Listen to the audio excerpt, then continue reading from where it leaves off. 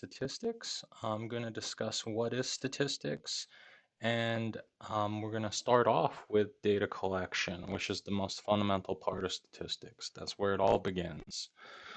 So just to talk a little bit about what is statistics, here's a case study that we'll investigate further, and it's on um, sex discrimination in banking, and it has collected data at a bank, and they have the categories for the jobs, and they have recorded the sex, their education level, all sorts of different things about these employees. Okay, so the question is, do men earn a higher salary at this bank than women at this period of time and at this bank? So the issue that we're trying to resolve is we have collected data and we'd like to know if the salary difference is due to random chance or if there's a causal relationship between gender and sex.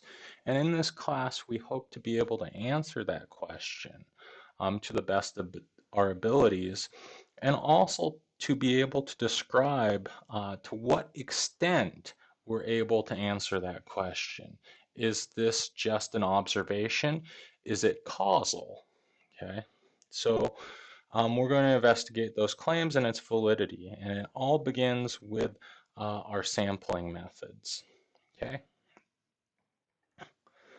so just talking about statistics and data collection, um, most of the time we're going to be dealing with a subset of our population. That is a subset of the data. If you had all the data, there wouldn't be much use for statistics. Okay, so I mean, questions that are out there that are hard to answer is like, how many people have the coronavirus? It's hard to count. There are asymptomatic people, and the best you can do is an estimate. So you're working with a subset of the population, okay? Because you can't identify every single individual, okay? So whenever you have a subset of the population and you have a numerical measure of some sort, that is referred to as a statistic, okay? This could be the mean or the average or the median or the mode, okay? When you have the entire population, your numerical measure is referred to as a parameter, okay? And it's very rare to have those instances, but they do occur from time to time, okay? The goal in this class is to build up to what's called inferential statistics.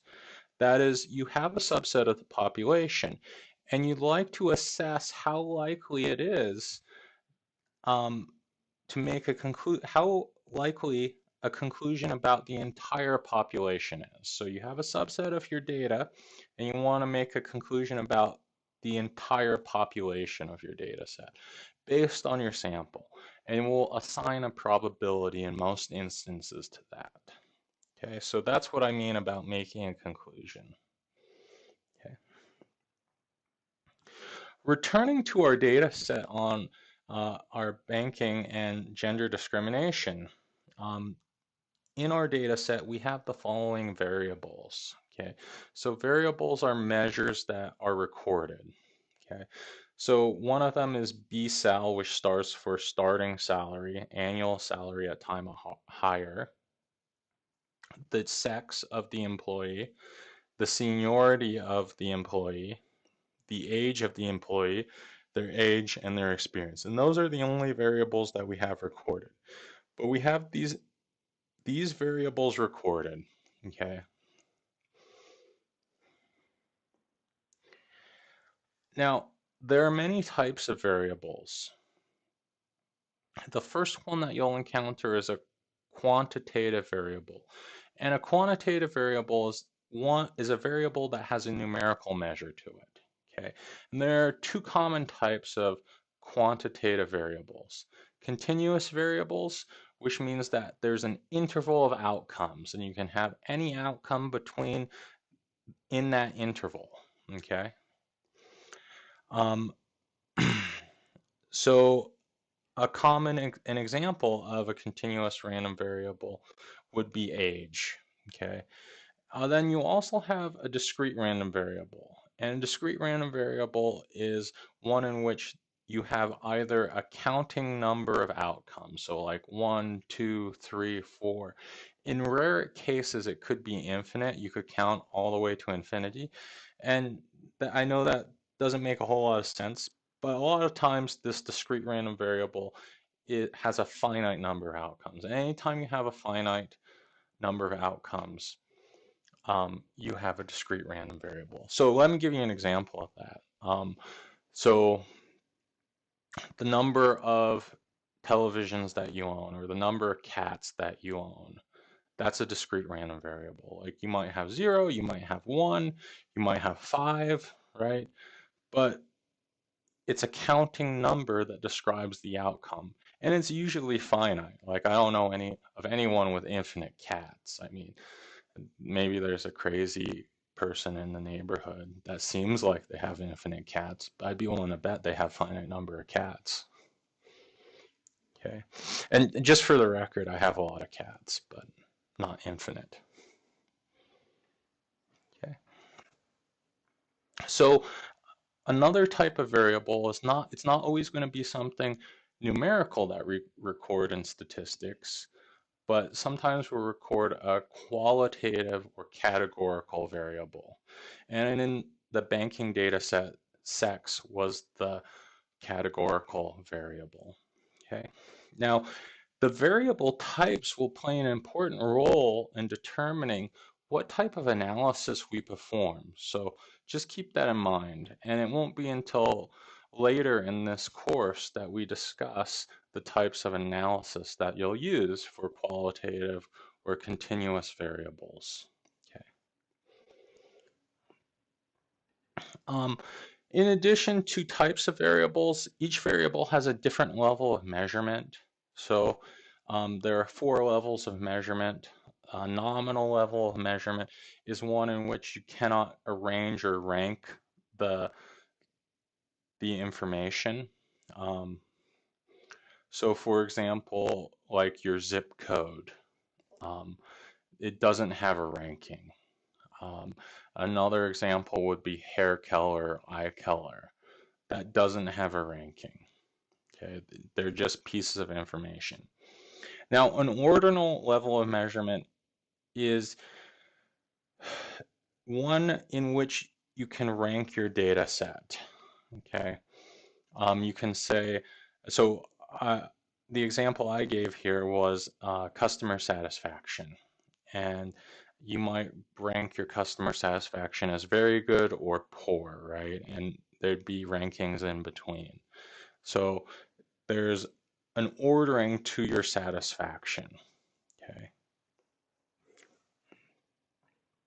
Now, 2 more levels of measurement for variables is interval level of measurement. And this has the properties of ordinal level of measurement, so it has a ranking. However, arithmetic operations such as addition and subtractions can be performed, but it doesn't have a value of 0. Okay, 0 doesn't make sense in this data set. Okay, and because of that, you won't have what's called a ratio level of measurement. A ratio level of measurement has the properties of an interval level of measurement. So it has all the arithmetic operations, but now it can do multiplication and division as well. Okay, and that's what an interval level of measurement cannot. And you have what's called a true 0. Okay, and I'm going to go over some examples of these. Okay, so here's an example of, here I'm going to show you, we're going to have an example of an interval level of measurement, but not a ratio level of measurement. And the example is going to be temperature.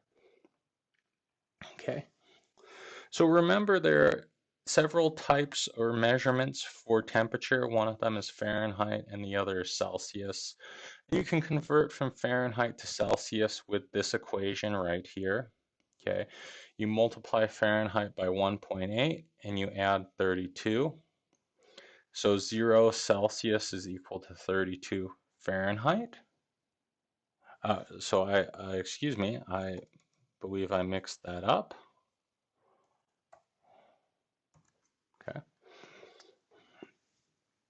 And so I'm just going to ask you to remember 0 Celsius is 32 Fahrenheit. And we can't multiply this quantity because if I could multiply, I could multiply both sides of the equation, and I have 2 times 0 Celsius is equal to 2 times 32 Fahrenheit. Well, 2 times 0 is 0, so I have 0 Celsius is equal to 64 Fahrenheit, but that's false, so I can't multiply. This is an interval level of measurement. I don't have a true zero. I cannot multiply. Okay, and that's the example of an interval but not a ratio level of measurement. Okay. Now, a big thing in statistics is what kind of conclusions can we make? Can we trust the results? And what kind of conclusions can we draw? So here's a study that says 3 coffees a day are linked to a range of health benefits. Okay. And here's another study. It says chocolate is good for your heart. Okay. And this one, I believe, was in NPR, if I remember correctly. Okay. Now, in this chocolate study that says chocolate's good for you, um, there are individuals. So in a study, there are individuals, and those are the study subjects or the participants. Okay. They don't always have to be people. They could just be observations. So like you might observe the number of defective parts. There, the subject is not necessarily a person, but a part. Okay. But in this case, since we're studying humans, in Europe, it's European adults. The treatment, and in a study, there can be treatments, okay? There don't always have to be, but there can be treatments, and these are the input or explanatory variables in a group. And the treatment is chocolate consumption or not chocolate consumption, okay? And the outcome is heart disease, okay? Now, our question here is there a relationship or is there a cause and effect, or is this strictly an observation between chocolate consumption and heart disease? And the answer is it's strictly an observation. There's only an association, okay? And this has to do with the type of experiment that you perform, the way in which you collect your data, okay?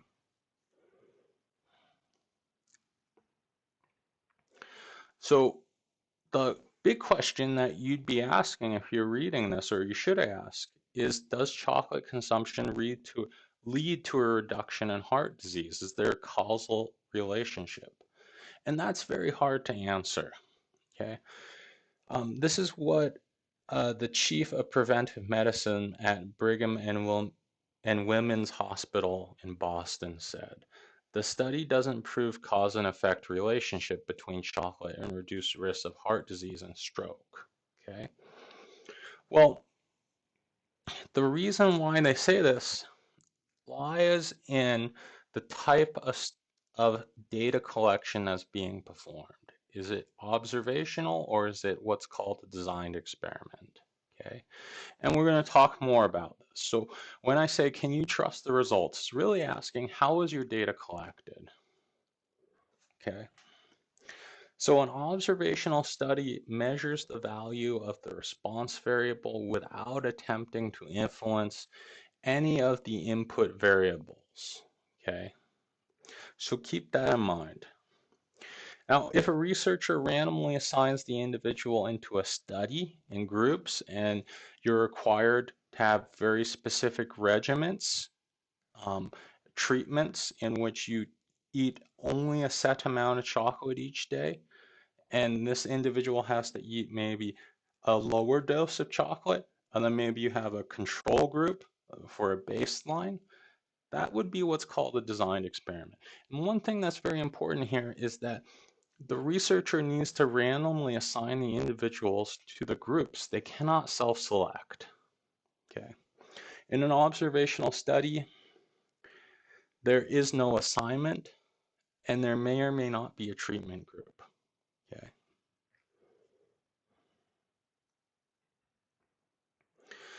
Other things that can influence how trustworthy the results are is that if there are confounding variables. So confounding occurs when two variables affect the output, but are not recorded or accounted for. Okay. Um, and a very important thing that I should have said at the very beginning is whenever you have an observational study, you should throw causation out the window. You cannot claim it. It's only an association. Okay. So even if you have a designed experiment, you have to make sure you don't have confounding. And here's an example of confounding. So in a study, it was found that taller students tended to perform better on standardized tests. But when people looked closer into the data, they found that these taller individuals, the reason they were taller is because they tended to be older, either held back a grade or just older. And there are developmental reasons why they might have better processing skills. And so the height is a confounding variable for another variable that should have been taken into account, which is age. And researchers attribute the age of the student to the performance on their standardized tests, not height. So if you have confounding variables, then you can't trust the results and you might be able to make incorrect conclusions. Okay, and there are a couple of type of confounding variables. So to me, a confounding variable is either a variable in the study that cannot be distinguished from another variable or wasn't recorded, okay, or not taken into account, or a lurking variable. And lurking variables, one is basically a variable that wasn't taken into account. It was not considered in study, but affects the values of the response. Okay.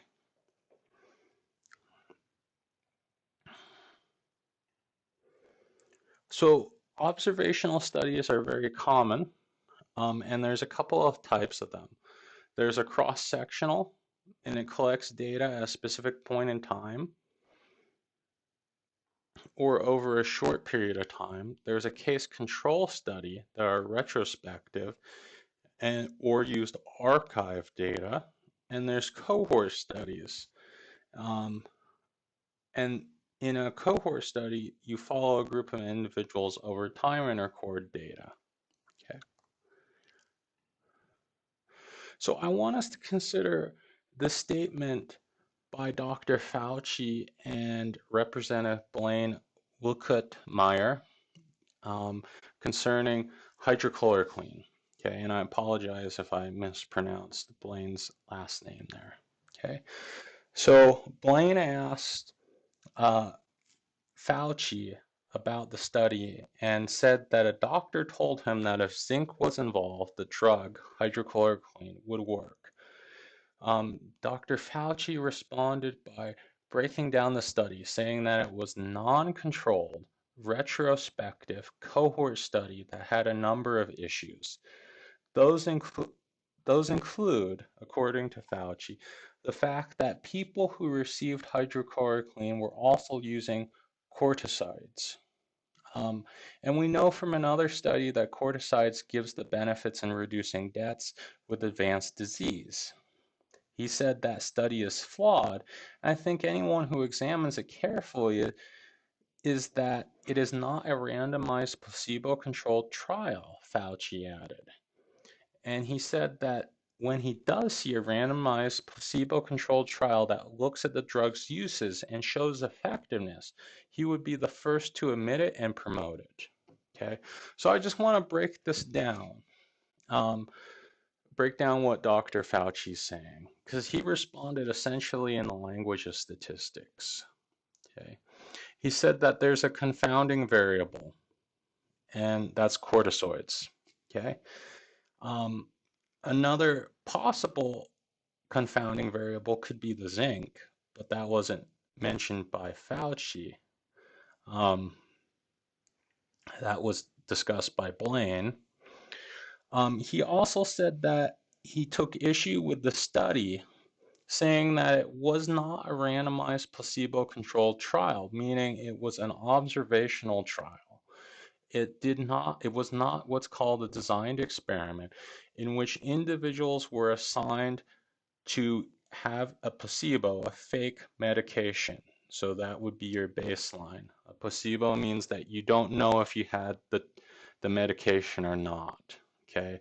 And in fact, those who get the placebo don't have the medication. They're used as a baseline to compare to those who did get the treatment. Okay.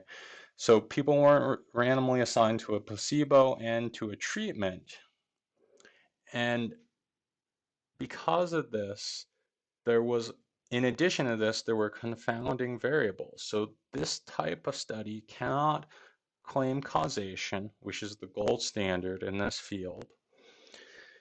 And it has confounding variables. And that is what Dr. Fauci had issue with, okay, when he appeared and made this statement. Okay? So he is saying, in essence, you cannot trust the results of this study and the data collection techniques. And that's important to keep in mind. Okay? Now, you might think, well, why isn't every single study a randomized experiment or designed experiment? And you would answer, well, it's a little bit more complicated than that. There's a long history in ethics in studies and data collection. And it all started with what's called the Tuskegee syphilis study. And this is a very famous study in statistics. Okay. And it led to a lot of changes in data collection, in medicine and statistics, in psychology, in every single field because of this study. Okay. And in this study,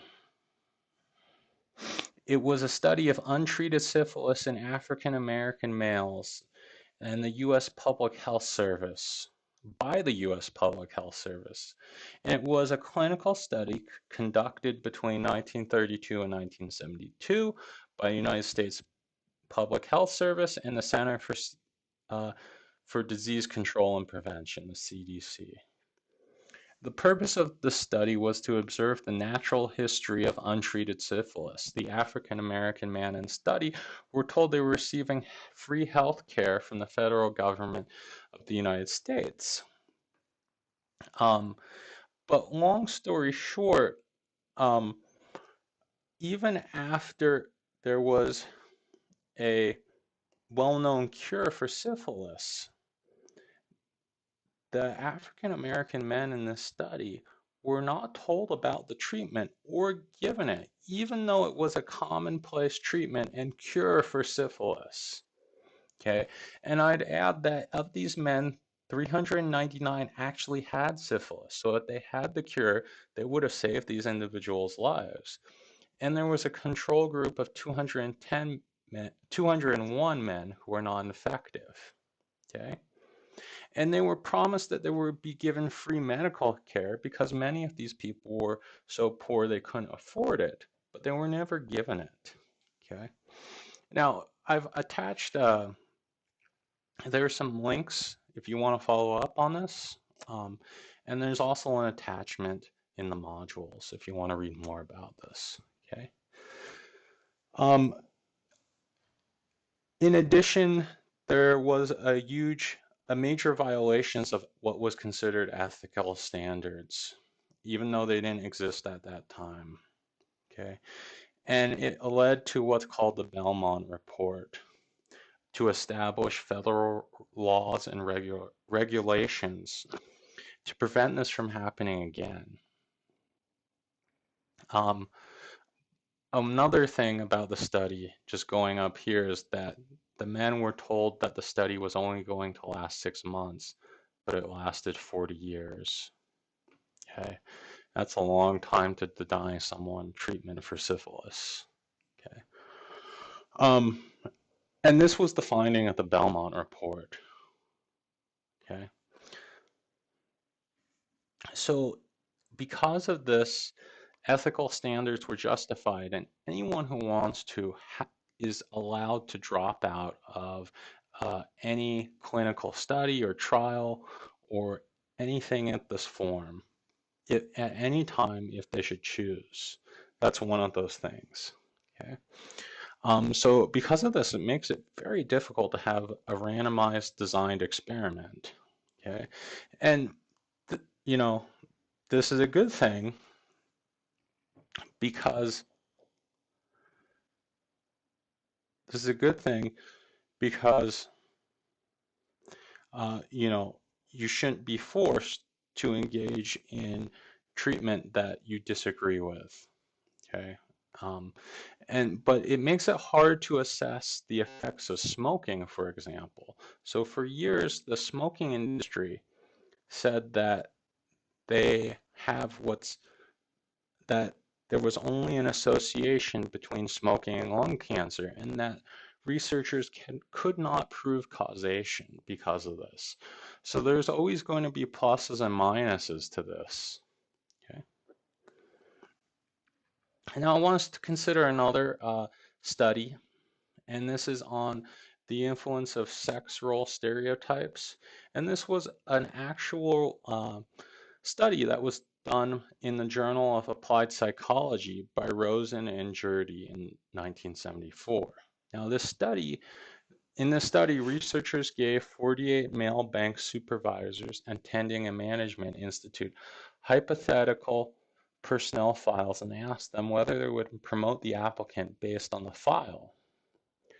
The personal files were identical, except 24 of them had male and 24 of them had a female name. So 24 male names, 24 female names. So one applicant was identical in terms of their CV and their qualifications. The only difference was that there was two forms of it, one with a male name and one with a female name.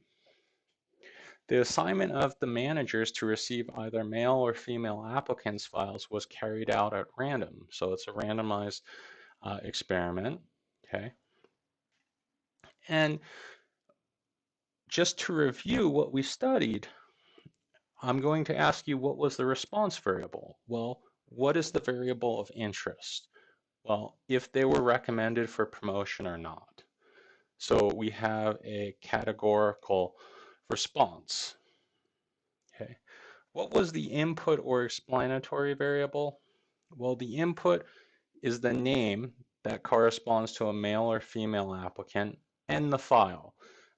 Now, there were always two forms of the file, so not every file was identical, not every qualification, but there were always two forms of it, one with a male name and one with a female name. Now, what type of study was this? This was a randomized match pair. So it's a match pair if there are matching units, one to each treatment group. Okay, so because there's a male and there's a female, and that's the only difference, that's what's called a match pair. So it's a randomized designed experiment. Files are randomly distributed to managers, and two different sexes are given on each file. Okay, now, are there confounding or lurking variables? Well, this is very unlikely because if there are any confounding variables, there's a corresponding male name on a CV that accounts for all possible confounding variables. So literally the only difference between the two applicants is the name. And we have something that matches in the male category and the female category, and everything else is accounted for because there is a male and female name. So if you were thought, oh, well, this person has way more education, well, there's a corresponding female file in which they have the same level of education, the same university. These are fake files, but the rankings of the promotions from the managers are not. Okay. And so it's highly likely that every single possible confounding variable has been accounted for by this matching. Okay. So what conclusions would you draw from the study? The and I'll read this. So conclusions from this study are deemed very reliable due to the nature of the study, but may only apply to the industry of banking during this time period. The region or location may also apply to the population of interest. And this would be especially useful if you're developing a drug and you need to know, like, for which set of a population does this drug effective for. Okay, so this is sometimes called your scope of inference, what I just wrote for the conclusion here. Okay, so in data collection, it's very important to make sure that you don't have any confounding and lurking variables and that you have a sample that's truly representative of the population. When you don't have a sample that's representative of the population, you have a biased sample. And here's an example of it. It says US polling met with significant success until the 1948 election, when all of the pre-election polls went horribly wrong. They predicted a victory by New York State Republican Governor Thomas Dewey over incumbent Democrat Harry Truman. In 1948, polling methodology routinely used quota samples, which gave interviewers the ability to choose respondents more or less on their own, with quotas for the number of men, women, and young people, old people, high status, and low status respondents. The accuracy of the polls conducted this way had been essentially unchallenged by the media and the public. Okay. And so obviously in this polling instance, they were not taking a random sample. They were given a quota of individuals that they needed to sample from. Like, not, I need to sample these individuals, but I need a certain number by the end of the day. So you're given a quota. Your boss says, I want you to sample 100 people by the end of the day. Don't come back until you're finished. And so they come back and they take whoever they could find off the street, but who they could find in their uh, off the street was not representative of the population. They didn't go down across town and figure out what other people thought. It was what's called a convenience sample. Okay. Another thing that they did here is in this quota sampling, they often used phone calls because that was the most convenient way to contact someone and ask them who they would vote for. But in 1948, not everyone had a phone line and a telephone. And those individuals tended to be more wealthy, so they were obtaining a biased sample. Okay. Now, if you want to remove bias in a sample, um, you need to obtain what's called a random sample. And this would mean that you'd have to be able to select people from chance from the population. Okay. Now, it's very rare to have a true random sample, but sometimes it can be done. And a lot of the times you're using um, a, a data set that isn't truly random and is somewhat of a convenience. So um, you need to be very careful in that instance about what types of conclusions you make, or you might conclude that you have the wrong winner of the presidential election, or that, you know, this drug is effective when it shouldn't be. So you need to be very careful. Okay. That concludes my first lecture here. Thank you very much.